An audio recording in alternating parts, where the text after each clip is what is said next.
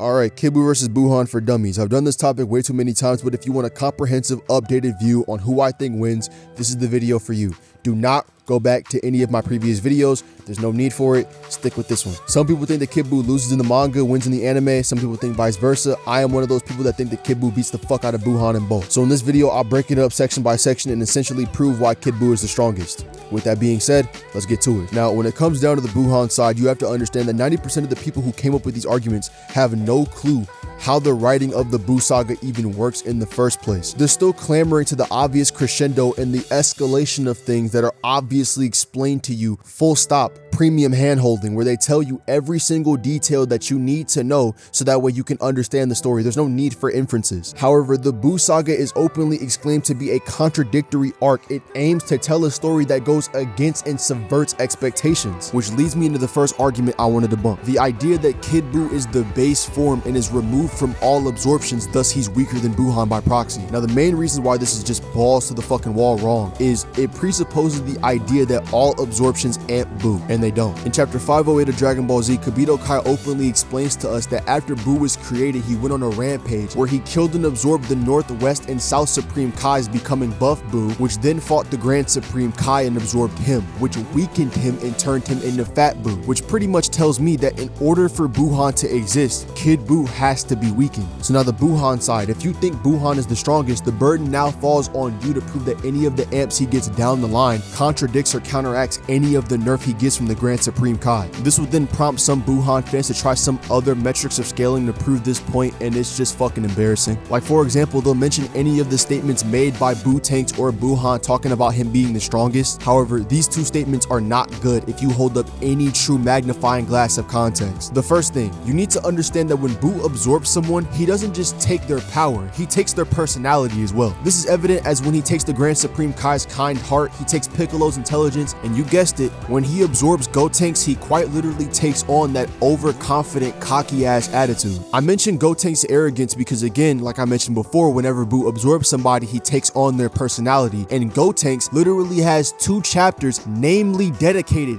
to his overconfidence and cocky attitude, which literally prompts him to say and do things he should not do. Like when he thought he could beat Fat Buu in base form and he went over there and got fucked up. And it don't just stop with him. Look at Trunks' daddy. Vegeta's arrogance is why he got fucked up by Frieza, fucked up by Cell, why the planet got blown up in Resurrection F. And even if we kick it to Gohan dumbass, even when he got new power, his arrogance was through the fucking roof too. And that's why Goku had to sacrifice himself. And not only that, but he replicates the same behavior in the Buu saga, and that's why Goten and Trunks get absorbed. This behavior is so repetitive that it literally becomes an arc of Gohan's character, and Piccolo calls it out in Super. So yeah, Saiyan arrogance is most definitely a thing, and because of it, Saiyans do tend to say and do shit they don't mean, which could most definitely carry over to Buu as he's taken on other personality traits before. But wait, there's more. Another route you can take with this argument is quite literally putting the knowledge that Buu has about his former self into question. Basically, question if Super Buu has any knowledge of Kid Buu in the first place. The reason you can do this is because there's a statement in Dragon Ball that when you become a beast of destruction, you do not retain any type of memory. This is then further supported by multiple statements of Kid Buu not having a conscience, but having nature, having instinct. And another way to back it up is literally by listening to what Super Buu says when Goku's about to pull Fat Buu out of him. Notice that Super Buu can recollect and have memory on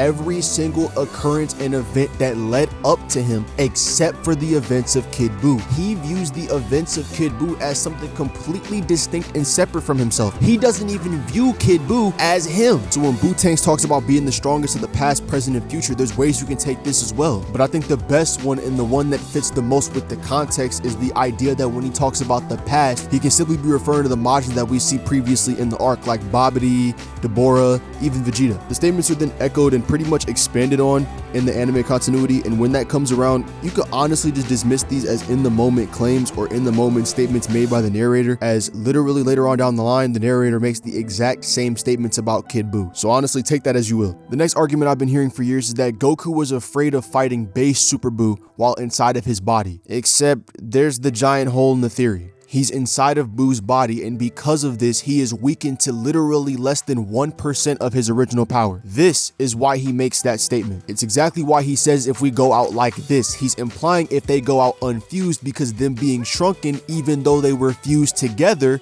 did not weaken them. But this piece of the meta is really just fans trying to like downplay Kid Buu as much as possible by trying to push the idea of base Super Buu being stronger than him. But the argument I just mentioned previously destroys that narrative entirely, and if you want to stack on even more for the anime continuity, just do this. Mention the mental warriors that appear inside of Buu's body. In the anime, there's a filler scene where Goku and Vegeta are traversing around inside of Buu's body, and upon doing so, they find counterparts of Gotenks, Gohan, and Piccolo. These counterparts are mental configurations made up by Buu. However, when you fight them, they are quite literally the exact same power as the original counterparts, to which Goku fights Ultimate Gohan in his base form and his relative, and then in his Super Saiyan form, he literally drops him. In case y'all don't understand what I'm saying, let me break it down. Super Saiyan Goku with just 1% of his power is shitting on Ultimate Gohan, the same Ultimate Gohan who beat the dog fuck out of Super Buu. I guess that's probably why Goku finds it disappointing that Gohan can beat Buickolo by himself. There is one minor counter argument that people love to use to try to counteract this idea, and it's the idea that Goku still makes the statement that Super Buu will beat his ass if they go out like this, so obviously it kind of creates some contradictions when he beats up on Ultimate Gohan. And to that person I say, shut the fuck up and learn how ki control and stamina control works in Dragon Ball. Now, Goku has this popular method of fighting where he is trying to feel out his opponents by essentially fighting them in his base form and then rising his power slowly but surely and going into different transformations. Other characters do it too, but it's really most common with Goku. And now I imagine a lot of y'all in y'all seats right now looking at y'all screens probably saying, "Historic, stop yapping, nigga. We already know how Dragon Ball works." Well, obviously fucking not if I have to explain this basic concept as a refutation of this argument. It shouldn't even exist. Anyway, that strategy does nothing but drain the long-term stamina usage of the user in general. So basically what I'm saying, there's a massive amount of stamina being drained when a fighter is fighting in their base form. They then waste even more stamina going into the form in the first place, and then they fight in that form, and the cycle just keeps going on and on and on. That's probably why Mini Goku was not trying to fight Super Buu, because he had just gotten into a high-stakes fight with Ultimate Gohan, someone who's stronger. He took damage there. He lost stamina in that fight. Obviously, he's not going to be fucking jumping at the opportunity to fight another opponent right there. That drains stamina. The last way I'll give you the shit on the Super Buu over Kid Buu meta is literally just looking at Buff Buu coming into existence. Again, it's directly stated by Goku that his chi is getting stronger. It didn't get weaker when Fat Buu was taken out of him. Now, this here is the last argument that I've got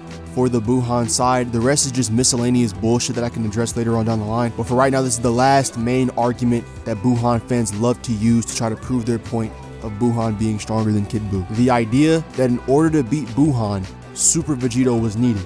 However, to beat Kid Buu, a Spirit Bomb was needed. There's a giant difference between the two.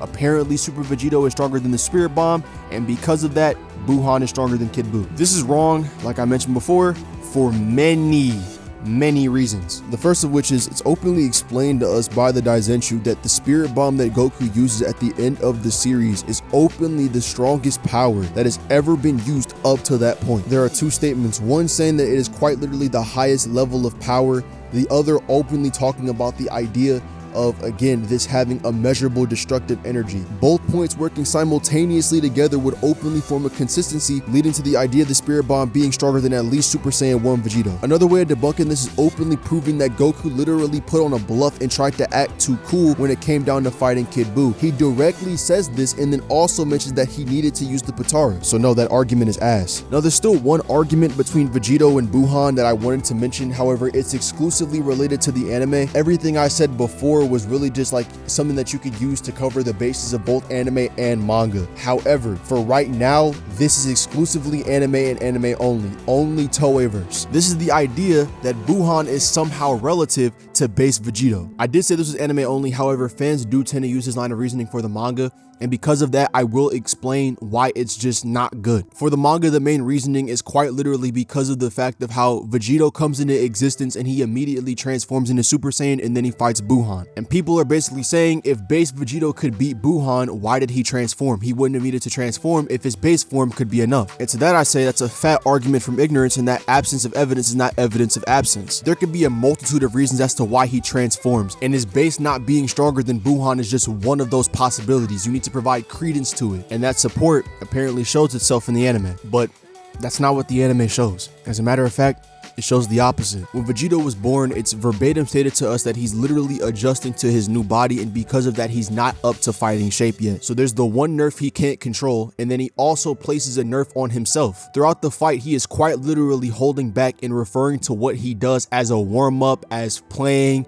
as just jovial fun time. He isn't taking Buu seriously at all in base, and for anyone that is lying and trying to say that Buuhan is also holding back, when they both square off for about the second time, Buuhan actively makes the declaration that he is not going to be holding back anymore, and because of that, he'll be doing better. He then charges at Vegito again, and Vegito proceeds to do the same thing he was doing before. He beats the fuck out of a fully trying Buuhan while not trying at all. So much so to where even Elder Kai says that Vegito would beat Buuhan in the current conditions they're in. Vegito then halts and then turns Super Saiyan, and this leads us into the Vice Shout, or the outside space feed, where after getting utterly thrashed and embarrassed by Vegito, Buuhan starts to get insanely upset and his power becomes uncontrollable, and he starts collapsing the walls between the living world and the other world. He then puts up a protective barrier over himself, and Vegito tries to penetrate it, but doing so ends up getting him pushed back. And in order to fully try and pop the bubble, he had to use his full power, which is never confirmed,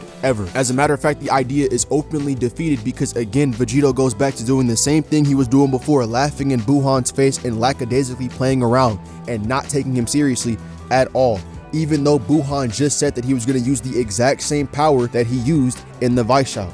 So again, this argument of Buuhan scaling to Vegito, even this holding back Vegito, it's wrong. It's just not true. And that is the final Buuhan argument that is really substantial or carries any kind of weight. Some people want to bring up Koyama, even though Koyama literally contradicts himself on this matter by mentioning that the littlest Buu, the smallest Buu, is the strongest one. So yeah, take that as you will. But all in all, let's move on to Kid Buu. The first argument of downplay that I've gotten when it comes down to Kid Buu is quite literally about him being equal to Super Saiyan 3 Goku. And to go even further than that, the argument that Goku is apparently stronger than Kid Buu if he were to be able to charge up his power for 1 minute. Aside from the Daizenshu openly confirming that this is just not gonna happen, that full power Goku cannot beat Kid Buu, honestly, if you wanted to break it down, you could literally just address the entirety of these statements as cope, literally, the same way that Goku was coping and saying that the Spirit Bomb would kill Frieza, and it didn't. Another way you could break it down is openly by talking about Kid Buu being able to hold back. The only time I ever think Kid Buu used his full power was really during the Spirit Bomb. Everything else before that, I really think they're just like consistent showings of Kid Buu dialing back his power, his stamina, his skill, just not necessarily fighting to destroy everything all at once. My first piece of evidence to prove this is literally what he does is like the first thing, like the first act he commits upon coming back into existence, and that's trying to blow up the Earth. At first, he shoots off one small, tiny ki blast, but it still has the ability to blow up the planet,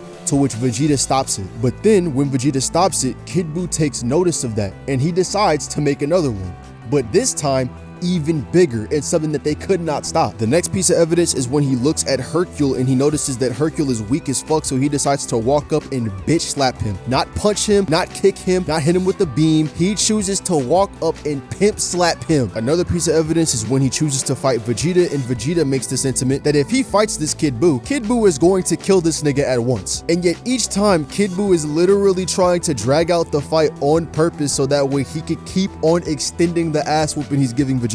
The final piece of evidence I'm gonna use here, and honestly, you should take heed to this because it's one of the funniest pieces of Dragon Ball media ever. It is the absolute fucking annihilation of Fat Buu that Kid Buu commits. Kid Buu beats the dog shit out of Fat Buu. Like, it's so bad. I'm gonna just put the ass whooping on the screen. I don't feel like saying it because like the amount of description I would have to give to explain how bad like Kid Buu was putting a pause on this man, it's just, it's unbearable.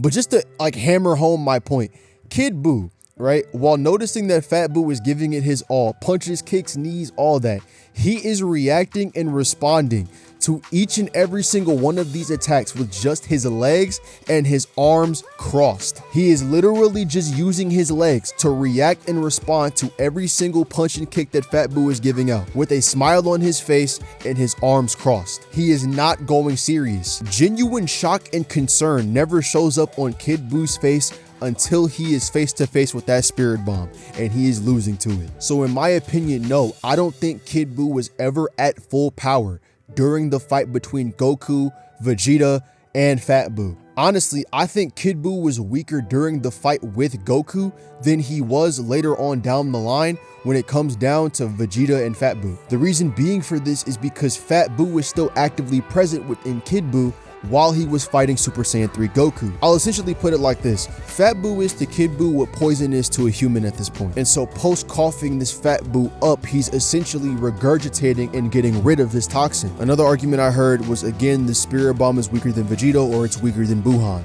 No, it's not. The Super Spirit Bomb, at even just its weakest state with the Z Fighters being the only ones contributing to it, was still not enough to be able to defeat Kid Buu. The bomb is then added to when King Kai then casts Vegeta's voice out to the entirety of the universe. It's still not enough. Even when Goku pulls from Otherworld as a source of power, it still isn't enough. It isn't until Goku gets back his energy and then stacks on a 50 times multiplier onto this already multiversal level of power as a means of beating Kid Buu. And if you're still one of those weirdos that think that Kid Buu is losing to Gohan, Gotenks, or anyone else like base Super Buu, well, all you have to do is just pay attention to these critical statements that are made at the end of the saga. At the end, Goku mentions that if he lost to Kid Buu would have annihilated everyone.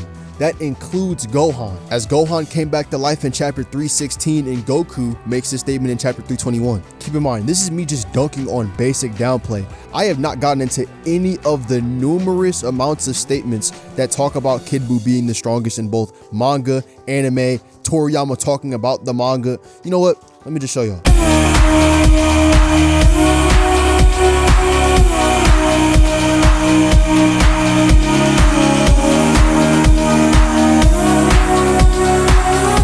Y'all see all that? Y'all see all that bullshit? How does Buuhan still have fans? How does Buuhan still have dick riders in 2025 with all this evidence at their disposal? Like, I haven't even mentioned the idea that that Kid Buu has God Ki. I haven't even talked about that yet.